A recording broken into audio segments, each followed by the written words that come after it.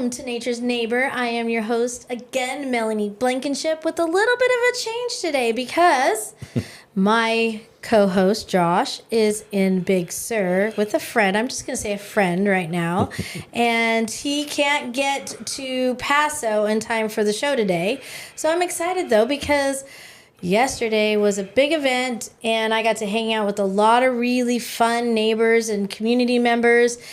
And Clavo, Neil is how I always call you, but it's Neil Roberts of Clavo Wines, who is right down the street from Nature's Touch.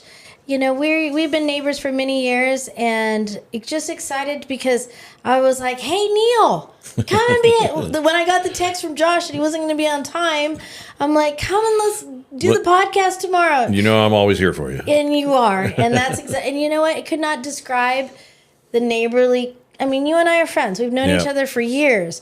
But at the same time, the neighborly connections that we have. Absolutely. Because somebody asked me, I'm going to tell you this. Somebody asked me yesterday about my connection to Templeton Feed and Grain. Mm-hmm. And I'm like, well, it's bigger than the fact that I just bebop in there and buy rabbit pellets or chicken scratch once when I need it, you know, and rabbit pellets are more often. And, you know, whatever... salt licks, and you know, I started listing all these things, and I'm like, well, then I need this, and then I'm like, did I show that I actually, you know, what it is to me? I said, but the other thing is I'm getting closer to Rick and Stacy German now, right? Getting, you know, sadly, you know, this horrible situation of an arson situation that brought the Templeton Feed and Grain to their knees. Now, you know, Rick and Stacy were in transition of taking the business over. I mean, they have the business, but Tom German, Dad, right? You know, has been the foundation that you and I have always known. Yep. And you know, I looked at this person. I don't know who they were, you know, and I said, you know what? I go, can I just tell you what I missed already? And the fact that yes, is it going to come back? Is it not going to come back? But I'm going to tell you right now, is the fact that I can't just walk into his shop and talk about things of Templeton.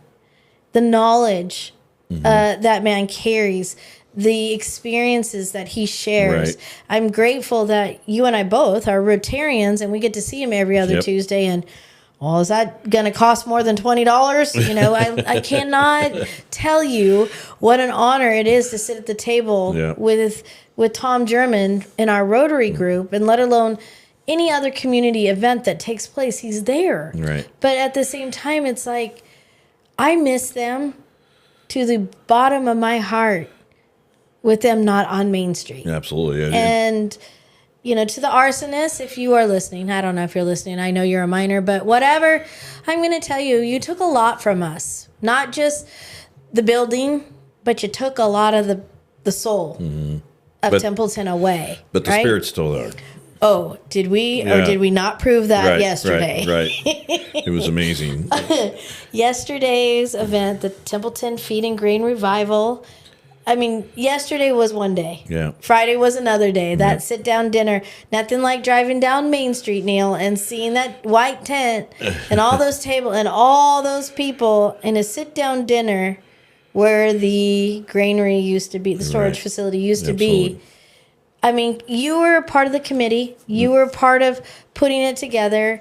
I love you to pieces in the amount of strength that you've always shared, but you really showed it yesterday, Neil. Like, thank you. I mean, I know you had a group. I know you had a team, but I can't tell you as a neighbor. I just want to get this out. Like, you rock, and thank you because you kept into consideration everyone around us. And then you put on, with that group, a really cool event. So, thank you. But let's talk about what led us to today. Okay. And just from this weekend. Well, I just want to say I was a small part of that group because as Abby, Kyle, Lori, Patty, Lexi, they did a tremendous job. And I was just trying to help support it. So they were the foundation, and Abby is amazing, and Abby Allen is part of Templeton Market, so we all know, like, you know, who's Abby? You know, we know her for walking to the Templeton Market and you get your chicken strips and your ranch dressing, and they're good sandwiches. But I mean, she's been she's been the face of Templeton Market for years, and I know that she does caterings and she helps put on events. But holy moly, did she or did she not shine? Yeah, in this event. And the way Kyle and Lexi and all the ladies got everything managed and done. I mean, it was an amazing day. And then Pepper from K-Jug just gave the event a big shout out. And they were there. It was just great. I mean, to me, I'm going to share my feelings of yesterday's event. Yesterday was an event that was in the streets. One table, one community, or however, Templeton Stronger, whatever. We called it something. I can't remember it right now off the top of my head. But what they did is they closed 3rd Street to 6th Street. Right. And within those 3 blocks, call it blocks, whatever, they're Templeton-sized blocks. We did a car show. They had different booths that, we had the cattlemen. So there was all of our nonprofit groups putting on the food booths, right? So there was cattlemen's doing tri-tip sandwiches. Neil and I are Rotary, Templeton Rotary. We did hamburgers and hot dogs. And, then there was all these other little coffee and different little things going on within the event, cones, but they candy, did 100 cars, about at least 100 cars. 100 cars in the event. They were all there parked along Main Street. You're walking along, checking out everything from vintage tractors to my favorite, a 2025 red Corvette. There you go. There was such a variety, but then just being able to hang out with community members, and that what I really got from this event. So yes, Nature's Touch was open. I did. I provided a location for the Central Coast Fancy Feather group that used to have their sale on Templeton Feed and Grain's property. All right. They used to do a spring and a fall sale. Well, their spring sale got canceled due to avian flu. They needed to do a fall sale because they're all getting ready for their shows, right? And so I just believe in their group. I believe in the community, and I have the space, so why not, right? And so I'm like, okay, early morning like you guys do, let's be organized, let's communicate so we don't get in the way of the event, but let's also celebrate the fact that you're here because Templeton Feed and Grain always gave you guys this location. Right.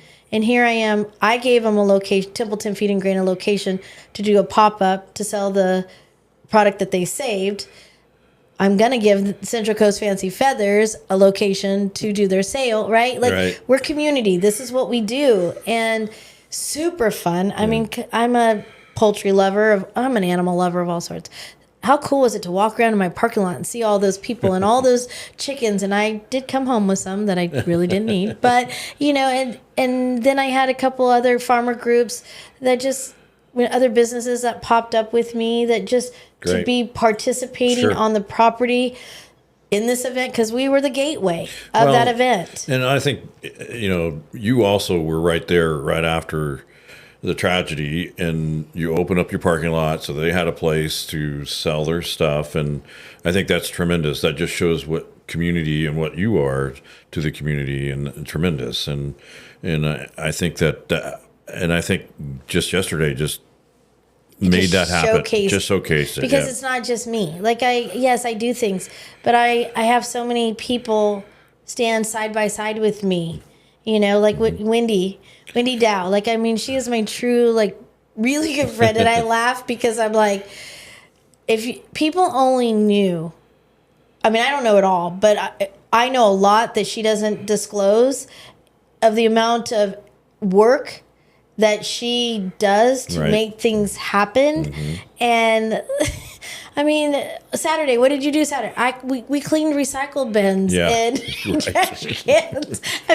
We were scrubbing, and never complain. Always shows up. You know what I mean? And just follows through and everything. And Jason, who's our Rotarian too, and our new one, Ryan. And it's and then of course the foundation, Rex Swan, Tom German, Adrian, all these guys that they just They just show up and they just get it done. And that event yesterday just showed what happens when you just show up. When you follow through, you committed to something and you followed through. And the people that were coming in also to enjoy, I shared it with you before the show, but I'm going to share it now. My takeaway from that event yesterday was how exciting it was to see the community. I mean, I don't know numbers, right? I don't know what it generated, and at this point, that's irrelevant. But what my true takeaway from that event was how many people came, obviously with a lot of questions about the granary, but at the same time, just searching for a sense of community. Yep.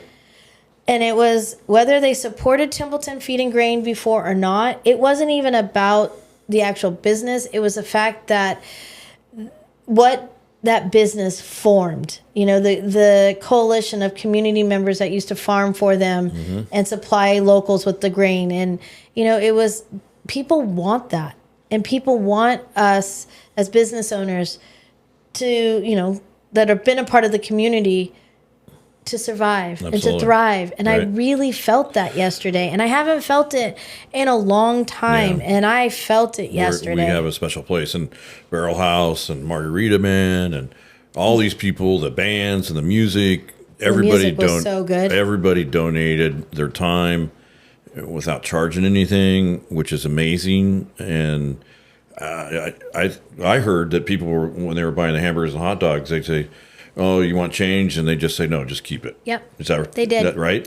So many. Yeah. So many people. And it was, people, you can tell it. I mean, we had every walks of life, that every level of income. And it didn't matter. Even if you didn't have the income, it was, let me help in another way. Right. Like that was the way that I really just, that's what that feeling from that event came from, was the fact of how fun it was to work with people you haven't worked with, but they were just as excited to work as I was, and we just truly backed each other up, and we had dogs to sell. Oh my God, $4,600 for a puppy. I know. There's cattle to sell. $12,000 for a Highland cow. I know. You're not going to get very much meat. That's going to be a very John nice. John was great. Oh my goodness, John Prashon, our supervisor, who, come on, let's be honest. He would never take the credit, but there's a lot of things we got things done. We got things done because we have a supervisor that likes to represent his community, and I mean, can we just be that example? Everybody wants to talk negative about politics and this and that and everything else. We have John Prashon, I mean, the guy, you come to him with a situation. You come to him with an army of people that are willing to get it done.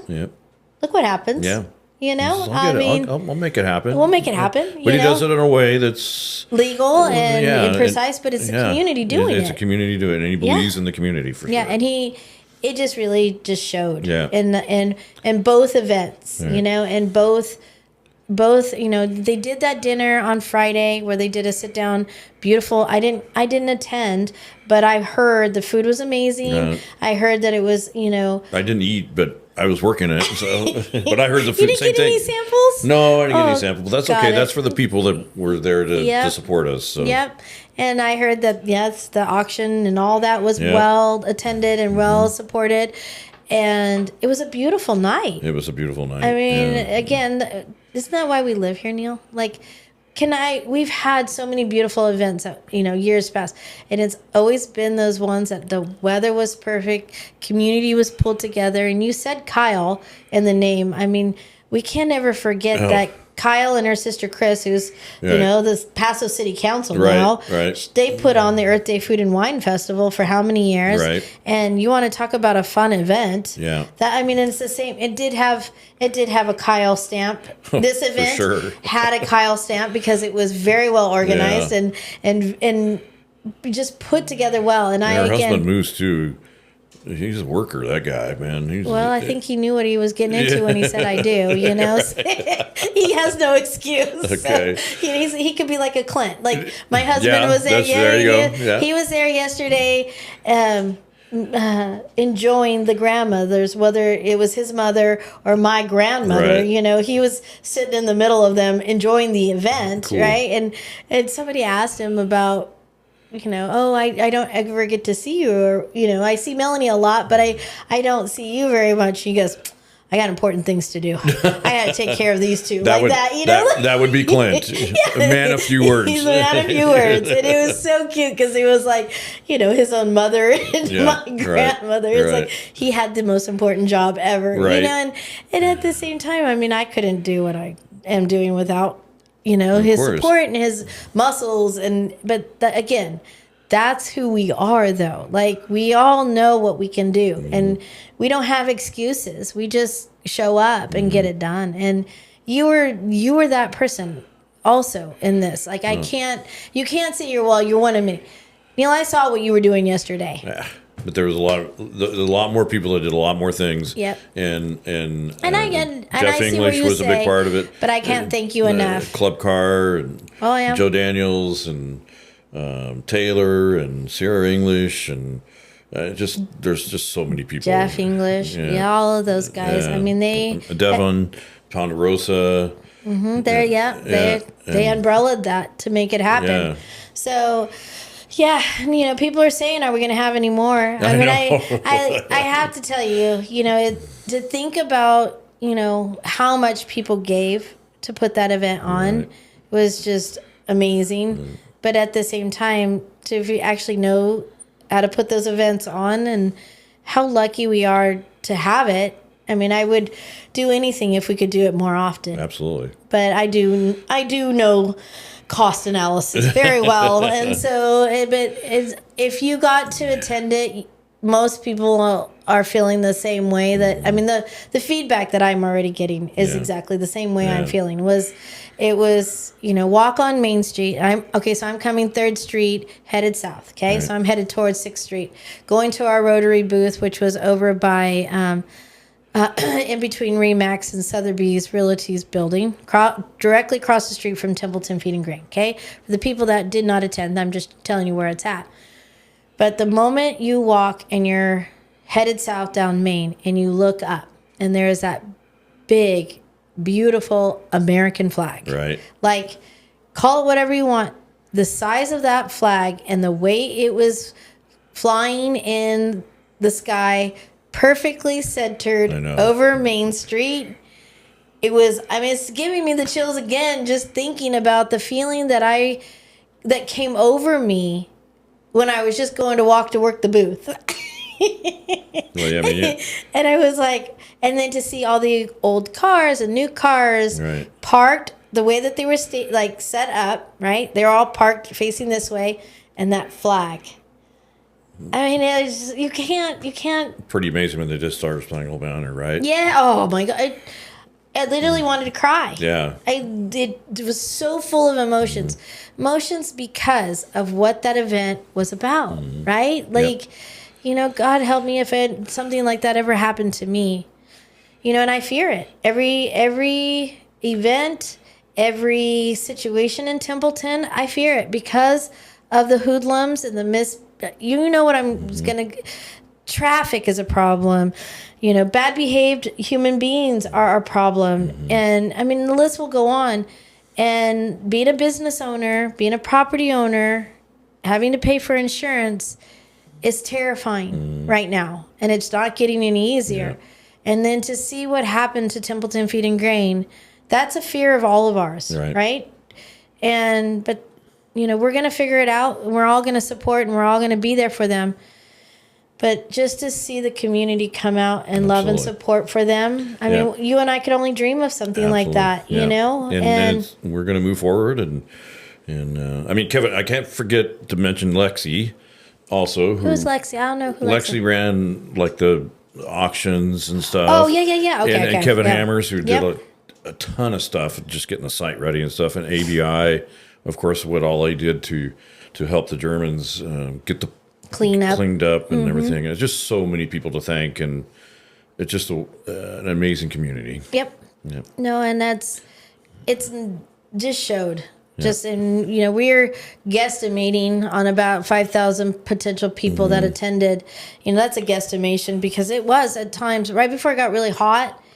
I walked back down to Nature's Touch, and I walked back up, and it was wall to wall people. Yeah, and so that was right before it got really hot. Once it started to get warm, you saw people kind of, slow down a little bit. But the dunk tank got really busy.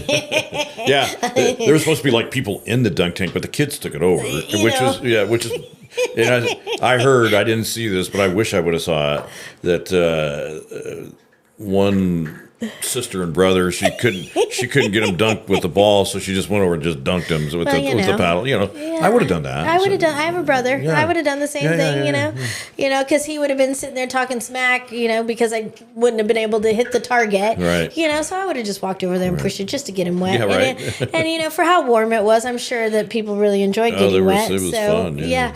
No, there was like not a lot, but enough activities going on that every age could enjoy it. And snow cones, cotton candy, the axe throwing. I didn't do the axe throwing, but I saw it.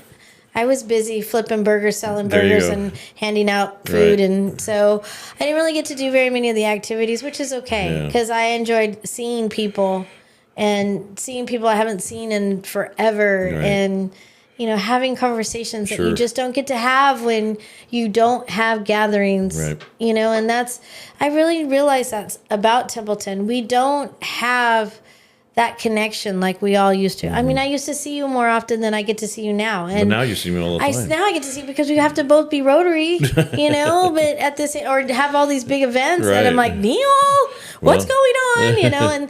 and but at the same time, we have organizations like Rotary, like the Templeton Historical Society, that you are members of both, that need our recognition. And they were really busy yesterday, too. That was awesome. Yeah. And that was the thing. It's like we all need to get behind them and support them. Right. And that, you and I are, but maybe to all the listeners that are out there right now, if you have any means to really get involved and build community or be a part of a sense of community, like Templeton Rotary, Templeton Historical Society, like these both organizations. And if you don't live in Templeton, just in your community in general, because it does make a difference. It does make a difference. It does, and that is it feels amazing to be a part of and to see that support. So also I'm hoping that revival kind of generated some. People sharing stories, sharing pictures. Laura Brooks has done an amazing job as president on Templeton Historical Society. And, she was a guest on the show also. So look at our previous podcast and you'll see Neil was here too. It was right after the fire.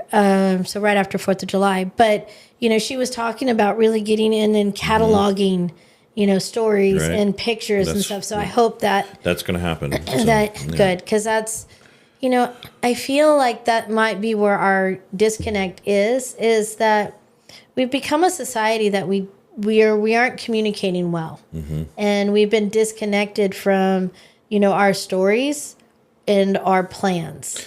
Right? There's definitely this kind of weird disconnect, and there shouldn't be any shame in the game of sharing the stories. So that we can continue to plan to move forward, and that absolutely that's where yesterday when people are asking me, about Templeton Feed and Grain, and I'm like, all I care about is that the Germans are somehow back on Main Street because I miss them. You're taking Sundays to them now, right? I have to take root beer floats down Ramada now, where before I just had to walk 2 blocks to deliver to them. Yes, you guys learned that we do have a digital platform when it comes to ordering root beer floats. I love it. It's called the Templeton Feed and Grain employees have Melanie's cell phone number.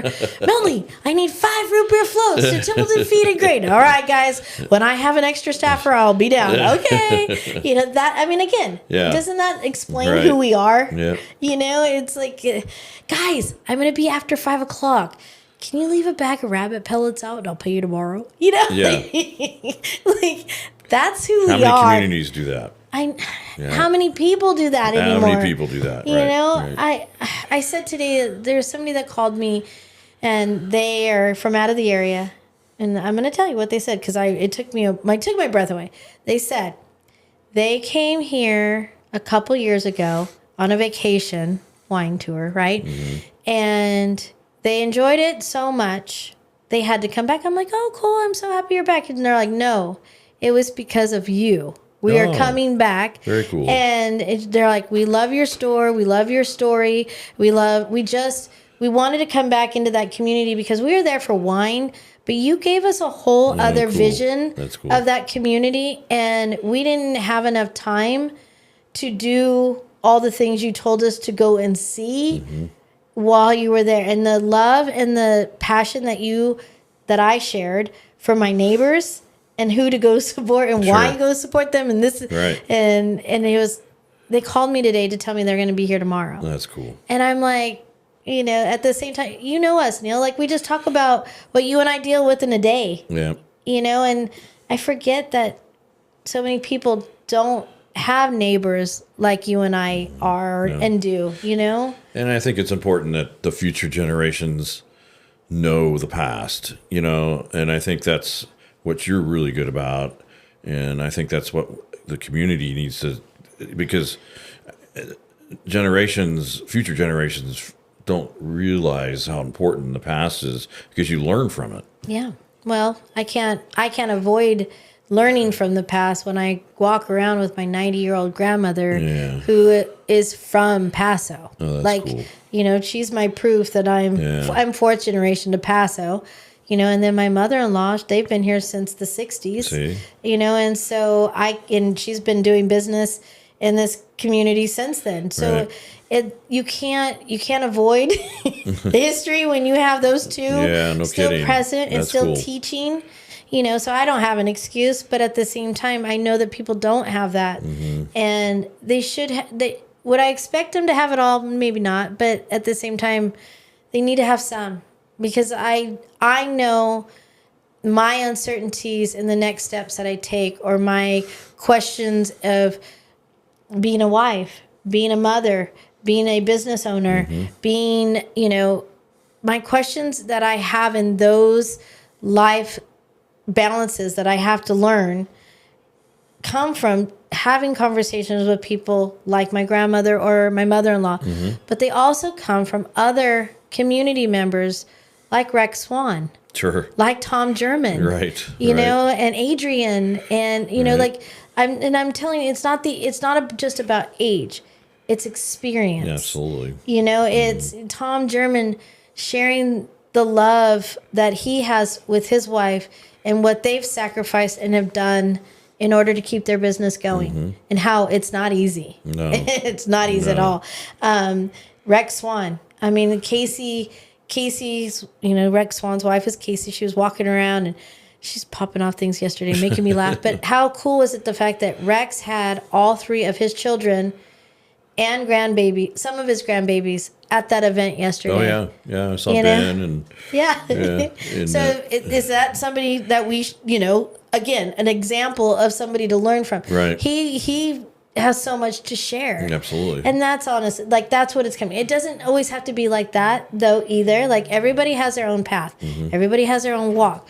But I'm just saying, there's so many things that Tom German has shared with me already in business and in government, and how government has invaded into his business and or at times has helped his business. Like, I love having that knowledge, the perspective. Yeah, exactly. And why he did it this way versus this way, and with the regulation in the middle, right? Like, I mean, without that, how do it's become a free for all, right? And why reinvent the wheel when the wheel has been already rolling? Learn from where the wheel has been, and create a better path so that wheel can run smoother, right? Absolutely. It's the art of compromise. Art of compromise. The compromising is always the topic of figuring everything out, right? And speaking of that, let's go into the conversation of what you and I do for a living, and where you're standing at as a farmer, as a consultant, and as a business owner. What's your feeling right now and your perspective? on that right now. As you know, I manage vineyards, and it's a tough time right now for the wine and grape industry. I think it's a time of transition. It's going to be interesting to see what's going to happen. But how's harvest? Harvest is going good. I mean, the weather's been great. Yep. Grapes look good. I'm working on some robotic tractor stuff, and so kind of doing some stuff like that, which is kind of fun and interesting. So it's like the old and then kind of the new technology that how do you mend the two together? So it's pretty interesting. How's labor? Labor's been fine.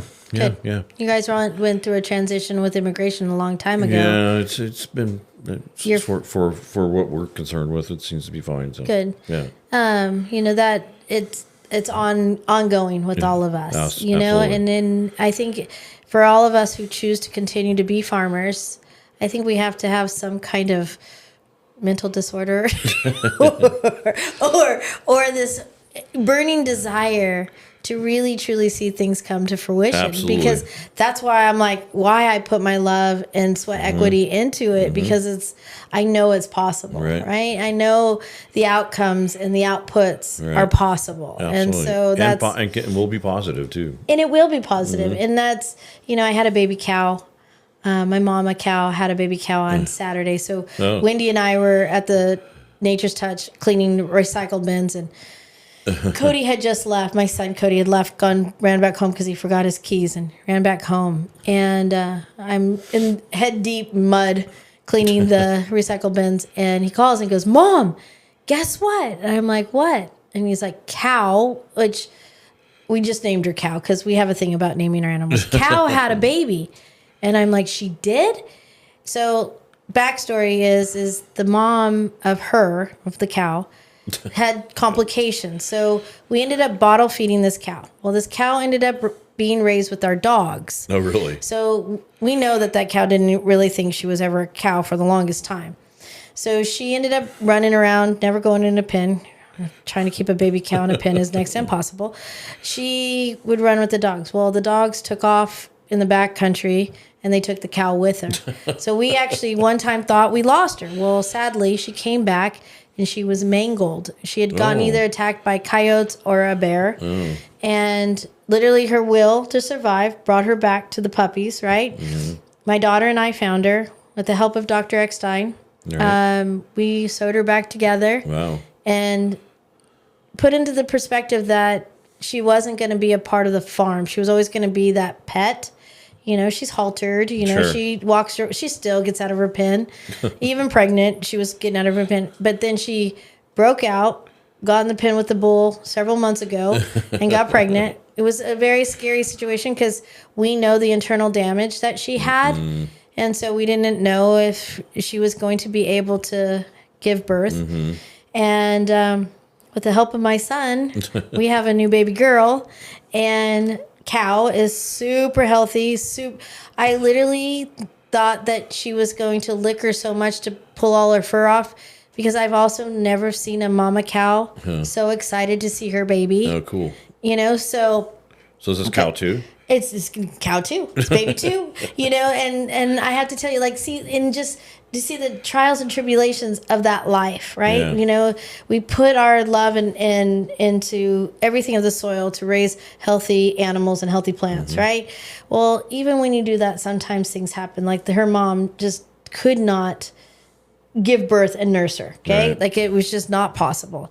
And here we are. We had a bottle baby, and things happen. Even when you have everything put into place as a farmer, it happens. But then again, you were like, okay, well, this is your choice. She's not going to be a part of the breeding. She's not going to do, but nature took its course. She knew when she wanted to have a baby, right? She went out and she did it. And now I have cow too. And I can't tell you, it's like the ups and the downs of all of this. And then to come home after my 23-year-old son was so excited that he had to help give birth to a baby cow, and then Emily, his girlfriend, who is not this part of life at all. I never thought I would ever have to do that. I'm like the day in the life of the Blankenships. Right. And it was so exciting to see her excitement. That's cool. And how cool it was to see a baby cow be born, and then to see how the mommies were, and how the mom was, and that right there, Neil, is why I keep doing it. Sure. Right? Yeah. There's something about that feeling of seeing that success of life come to life. It's a touch of nature and a touch of land. It is. Yeah. And I mean, I can't seem to quit.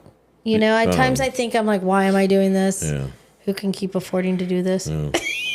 But at the same time, it was that moment right there. I'm like, thank God I didn't give up. Yeah. You know, and and you should see that baby. That baby, there's nothing better than a baby cow with their tails half cocked and they're running around. Like, there's nothing better. And she's super tame because mom's tame, right? Yeah. And mom brings her to us and like, here, look at my baby, That's cool. you know? And so, yeah, we're not the normal ranching family either. But at the same time, that's what I get out of it, sure. you know? And so, you know, vineyards, do you grow anything other than grapes? No, not right now. But you used to, didn't you? Well, I grew up raising cotton and alfalfa. That's okay. So where did you grow that? In the at? Fresno area. That's right. That's where you started, right? Yeah, I'm fourth or something generation. My great grandfather was a logger, and then he started farming in Kerman, which is just west of Fresno. So yeah. Where did you go to college? I went to the other school, Fresno State. So. Yeah, the other school, not Keppel. Yeah, that's okay. Yeah. No, Fresno State. Yeah. Right on, and always the intent to be a farmer. Always, never. Yeah. See, it was in you, huh? Yeah. Never. I grew up doing it, and. So you grew alfalfa in the valley, though, too. Yeah. Yeah. Yeah. That's. I mean, do we even see alfalfa being grown in the valley anymore? Yeah, there's alfalfa still there. Yeah. A little bit. A little bit. Yeah. Yeah, cotton. Cotton's not as much as it was back when I was growing up. It's more Bakersfield, though. I do see a little more Bakersfield. Yeah. Yeah, It's more. There's more tree crops and. So where does most of our cotton from California go? Do you know that answer? I don't know that answer anymore. Yeah, because I asked this question a couple of times to some different groups, and they couldn't answer either. You know, a lot of people were saying that it was going to feed. Most of it was going to feed. Oh, really? Yeah, that it wasn't being used as a fiber anymore. That it was being used more as a feed fiber to make clothing. You know, people always think that cotton is used in clothing, but I was being told cottonseed meal. Well, that makes sense. That was more of why cotton was still being grown was for that. I know, at least when I was growing cotton with my father, that California cotton was always a little bit better fiber for whatever reason. We had sandy loam soil in the valley, the clones and the weather and stuff. So yeah. Yeah. So how long have you been growing grape here? I moved to Santa Maria, 85. So, and then I moved up here in 96. So it's been a while. Yeah. So out of all the grape varietals that you grow, what's my favorite? Yeah. Oh man, that's a tough one. I know, because I like the new ones. I like the ones that I don't know. Yeah. Yeah, some of the Spanish ones. Are they new as in clones? Or are they new as in varieties that we've brought in here to grow here? New varieties that we brought in here. I'm kind of interested in. I like white wines. And so I'm trying to plant some or graft some Godilla, which is a Spanish white grape. And there's a grape called Torontes that's it's originally from Spain via Chile. So I kind of like the interesting varieties. They're not as popular, but I work with one winery in Tin City, Monochrome, where all they do is make whites, and they kind of have taken those. Especially the Torontes or what we call Albilla Mayor, and he makes some great white wines, and so I kind of like the special varieties, but I love. I mean, it just depends on where it's grown and how it's grown. So yeah. And you're talking to somebody who's enjoyed it all too. Like, you know what I mean? I'm not a big connoisseur, but I like flavor. Yeah, you know, and I like the creations of what we've done here. Sure. You know, so of course I'm going to enjoy. I mean, my family is Tobin James, so you know, we got, and my great grandpa actually, you know, was a farmer over by where the Mid-State Fair is. Oh, really? So grapes and vinegar. Yeah, there you go. I will never forget as a child when we'd go to the Pizzinis and go pick up the green jugs of vinegar, right? The big glass jugs. Is that right? Yeah. Huh. So I mean, and then we had box wine on our table. Oh, That's how we grew I remember up. going to Pizzini when I first got here, when it was still Pizzini, and Mr. Pacenti was still alive, and I went in there, and he was serving wine in shot glasses. Yeah. Yeah, it was great. And you buy a jug every whatever. Yeah, there was either, I mean, the glass was for the vinegar. He was still in the box when you would get buy the wine. Yeah. So, I mean, sometimes they'd put wine in the glass, but it was very rare that you would see it in that. It's funny because I've always been that person that it's like a tomato is not red. Right? Like tomatoes are rainbows of colors, right? And every tomato color size creates a different texture and flavor, and I've always been the person of an advocate of history when it also comes to food, the heirloom varieties or, why is that's the only ones I eat. Right? And it is because they're good. Yeah. Why is this grape or why is this tomato this color or this texture or this, and then it's understanding where it's coming from, right? Like I love, the dark topped heirloom tomatoes, the burgundy bottoms. People don't realize that's a Russian descent. Oh, really? No kidding. So so that's a Russian, and I giggle because most Russian areas don't get that much summer, right? So that dark top attracting the sun to intensify the sugar, and then understanding, a darker, more smaller size, the Stupis, which is a Czechoslovakian heirloom tomato, We should do a tomato show. I know, but this is what I love what you just said because about, I love because you have all this experience with all these different varieties. And what did you just pick? You picked varieties that came from a region that have history of producing something very good. Right. And then you find the producer that understands the characteristics of that grape and they turn it into magic. Right. And, I'm still, I'm a retail store owner. I have to provide things that people are going to buy. Sure. Right.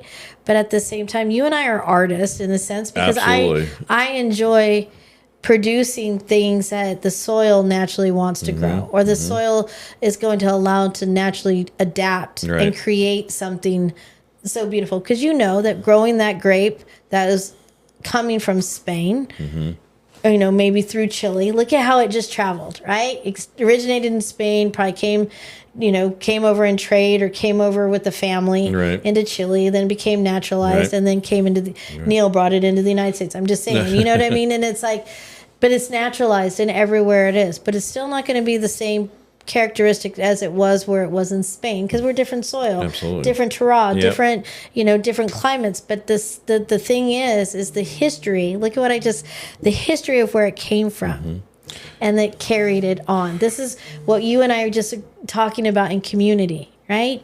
We need to know history in order to know what we're doing today. And the other thing is just not to get on a worldwide basis, but agriculture, if you don't have a sound agricultural society fails. And people don't realize that. And if you look at world history, every society that's failed has agricultural chaos.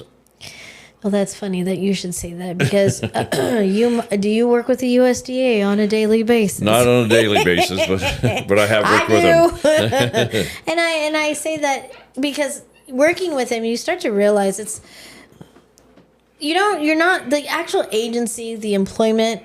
There's not a vendetta or there's not this direct, I'm going to destroy you kind of thing. It's not, people got to understand where regulation comes from and it's the consumer. Sure. Consumers have got to take responsibility for this.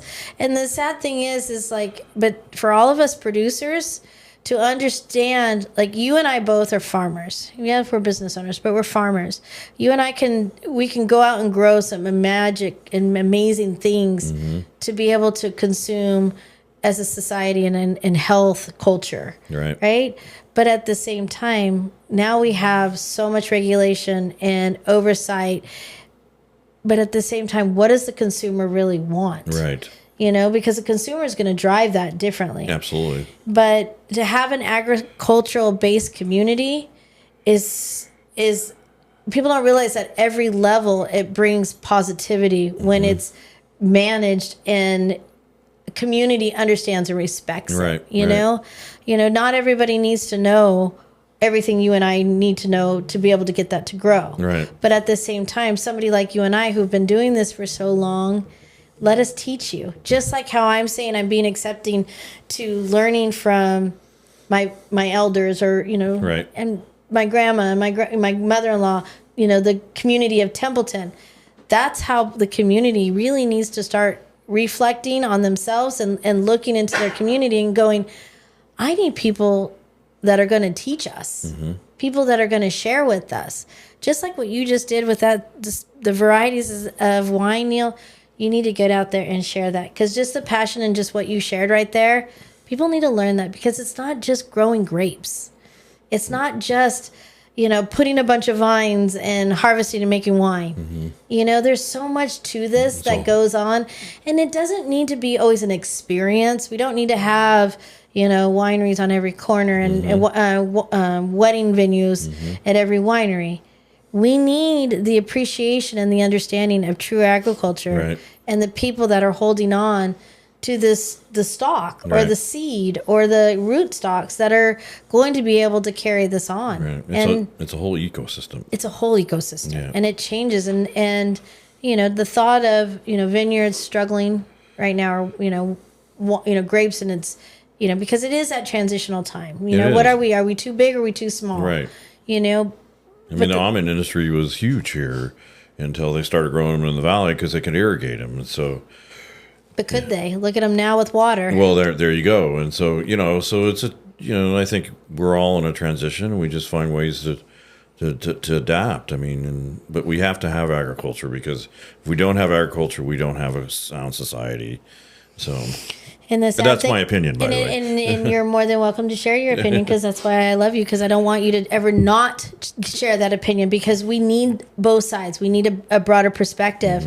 I'm going to be that person that's like, the water person. There's grape growers out there that you and I both know that are not managing water properly, and I always just say, guys, there's always the bad apple. If you know where the bad apple is, it's not just about complaining. It's about figuring out a different way of educating maybe that person, or if they're really intending to be a bad person, then we deal with that, right? There's law and order in that. But if there's a bad apple in the box, why would you leave that apple in the box to rot the whole box? Right. Why don't we just take out the bad apple and allow the rest of the box to be preserved? Right. It's kind of that kind of thing. It's like we know the bad apples. And the thing is that's really sad about all of this too is the fact that we should be able to openly have a conversation, and it's not about us versus them. It's just what the consumers choose. You and I both know consumers are out there, oh, I want this on my label, that on my label. Oh, I want this kind of wine. I want this kind of tomato. But do they actually know what they're buying? Because you can go to a place and buy a label, but are they really supporting behind that label what they're really asking for? Right. Where like you and I, these people can pretty much get anything you could ever dream of from our soil here, and they can see it being done here. They can see how it's being done. That's my whole concept on wine. I enjoy wine from other places, when I go there. Right. That's the way it should be. Why it should be. Why would I live in Paso Robles area and want to go and seek out other wines that are, once in a while, right? But if I'm going to drink good wine, I'm going to seek out the people here that are really making good wine. And the people that care about the land. And care about the land. Yeah. And actually are transparent in the way that they are really doing it. We're very lucky to have the choices, because we do. We have a lot of choices in this community, and we have a lot of really good stewards of the land that are very transparent in what they're doing and how they're doing it. I have that in farming, but I'll be honest with you, Neil. I am seeing more people and more businesses in my level of farming, so smaller scale, more diverse in crops. Not all of one thing, a little bit of this and a little bit of that. They're really getting out of it. And it's hard. It's very hard. It's hard. And that's too bad, because a small producer is really the backbone of any, in my opinion, of any agricultural industry, because where you can get let's keep talking about tomatoes, it's like where are you going to get those really interesting tomatoes? So, I pulled up a podcast from 2015. Okay. And I also was looking at my journal, because I journal a lot. And it was crazy because in 2015, which is 10 years ago, I had 17 different heirloom tomato growers. No kidding. At the table. Whether it be cherry tomatoes to larger size tomatoes, right? And it was really cool because in that era, they all had different timings of when their tomatoes were coming off, right? Yeah. Hooped house in the earlier season, right? Greenhouse to hoop house to the removal of the hoop house, right? We all had stagger ways of when those came to ripe. I have 5. Really? That's not good. I mean, in 10 years, and that's heirloom tomatoes, let alone watermelons, lettuce. Yeah. I was just talking to a distributor last week, and most of your clamshell salad mixes now are all owned by the same corporation. Really? And they're really changing the way it's farmed, meaning, they want their people and their people only. If you're not going to jump on that contract, they're not, you can't farm for them. Yeah. And so it's, I understand why, because of liability, food safety, all the new HACCP things. If you're not going to comply, none of us can afford to sell it.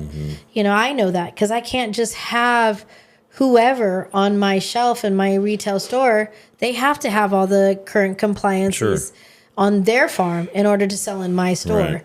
And most people still have no clue to what the legality is in that. So constantly teaching it. And then Creston Valley, when people think, just raising an animal for meat, how hard can it be?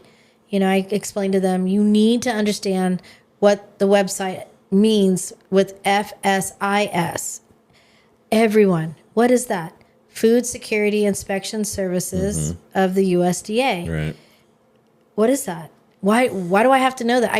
I want to harvest and sell my meat. I'm like, it's not like that anymore, and it's not just growing an heirloom tomato anymore. You have to have a HACCP plan, Absolutely. And so that's where in our world, that's what's changing. And every year new compliances are happening. Right. And it's okay to have compliances because we want to protect the consumer, but at the same time, they got to be reasonable and they can't break the producer.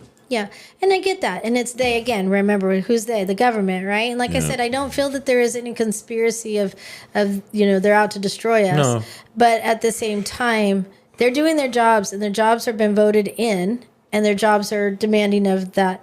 You know what our biggest dilemma in the produce world and in the meat world, okay? We've got both industries right up my hats. Right. Is the lack of employment. If I could have 10 more employment that know how to either farm or cut meat or know what HACCP is, I would feel a lot more secure at night. Yeah. Knowing that my plant will continue. Right. But people, I don't have the knowledge. There's not you and I, Neil, because you obviously went to school for it, but it was in you before. This was your desire and your path, right? You desired to do this. You desired to learn more. Even how long you've been doing this? You said you moved into Santa Maria in 1985. Right. Like and look at you. You still have the desire to keep growing. And you're looking into new electric tractors, or mechanical tractors, robotic. How fun, huh? Yeah. Push a button, and so it's all about the tools, right? But at this, where are again that next generation? Yes, I'm realizing that you and I probably are at that stage where we need to get out and start teaching more. We need a younger generation to come in. We need to inspire. Yeah. We need to invite and we need to nurture and and be able to discipline, right? Because there's got to be some kind of follow through in this, because nobody's knocking down your door going, "Hey Neil, can I help you manage your vineyards with you?" Right. And I'm not having that. "Hey Mal, can I do all your HACCP paperwork for you?" Yeah. Nobody's doing that right now, Neil. No. So what do we need to do? I mean, and look at Rotary. What is Rotary new path? Their new path is to inspire more youth. Yeah. So I saw a lot of youth at that event. Yeah. That were excited about the tractors, excited about what they were there to support. Yeah.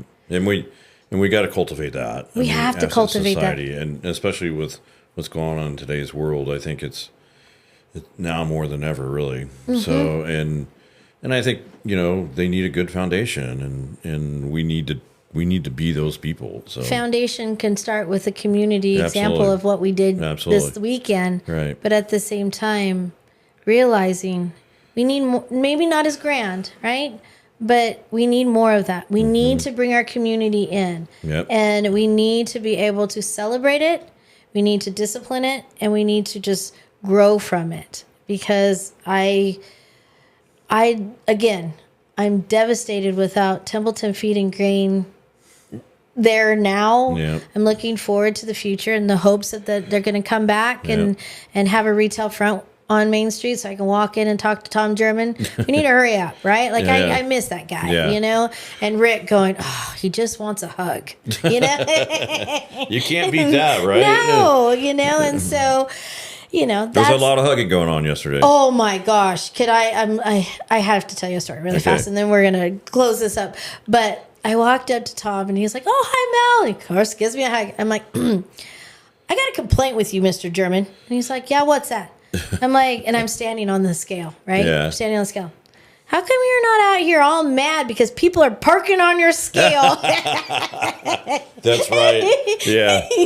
And he's all, I think they needed a special kind of permit for today, okay? Like, and he's laughing because, for all the people that know Templeton Feed and Grain, they're the last ones that had the large scales that you just, I used to use it for when I was looking for my tongue weight on my trailers, right?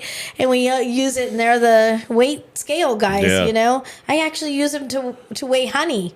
Oh, do you? My honey harvest, well, they're not there, so I need to figure out a new place. Right. So with that, I'm like, that was like the best description of how happy he was. I could see a little tired, overwhelmed feeling in him, but even in that, he was still quick to the wit, right? And he was he was ready to. Well, Melanie, it's they had a different permit for this today, and I was laughing because I'm like, because he's a practical man. He's a very practical man, I pulled onto the scale. I didn't see the car with the trailer in front of me, and I pulled onto the scale going in to get my feed, right? Melanie, could you get off the scale? Oops, sorry. Oops. Yeah.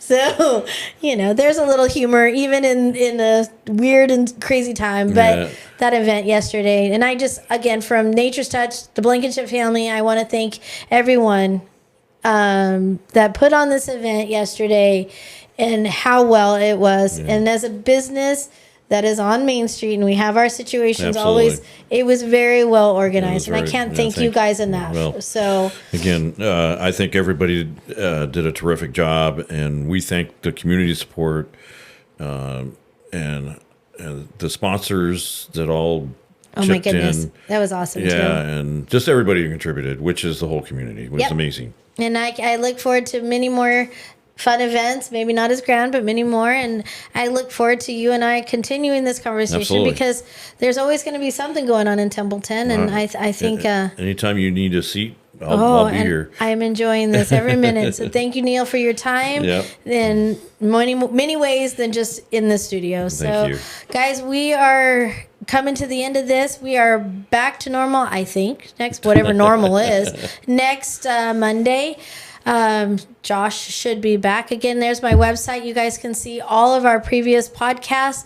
I'm actually excited because I just got a new piece of equipment that allows me to take my podcast off of CD-ROMs. Are you ready for this? I have podcasts that were preserved on CD-ROM. Stop laughing back there, youth. What's a CD? No, right? And how about this? That's how long I have been podcasting, right? Is that I have podcasts, and I'm going to tell you, Earth Talk Radio used to be mine, and I'm super excited because we talked a little bit about a food safety, the FSIS. I have a podcast that I have Congressman Sam Farr. Oh, wow. And a gentleman with the last name of Vilsack, who was our Secretary of Ag under Obama at that time. He was a guest on my cool. podcast. Ready for this? Back in 2007. Wow. Yeah. So you think I've been doing this a little People while? weren't even born there yet. My daughter was only a year. So how's that? My baby was only a year. And so I was driving to San Luis every Saturday to do this podcast. Why? Because even then, I felt like I was answering the same questions over and over and over again at my store. All I ever wanted to do was be a farmer. And I wanted to just educate. It wasn't my word against yours. It was just education. Sure. And I, for some reason, have been very lucky to have the direct connections to people like you, like many others. And let's talk. Yeah. You know, we don't need to fear. Fearing is when you don't talk. Right. Fearing is not knowing. You don't fear things that you know. Well, sometimes. But at the same time, let's get out there and educate. So I'm excited. So stay tuned. Check us out, naturesneighbor.net. And then, of course, we're always on all that fun podcast world. So if you just Google Nature's Neighbor, I pop up. So join us. Want to be a guest? Reach out. Want to be a sponsor? Reach out. Looking forward to always to that. Come see me in Templeton. Come see Neil.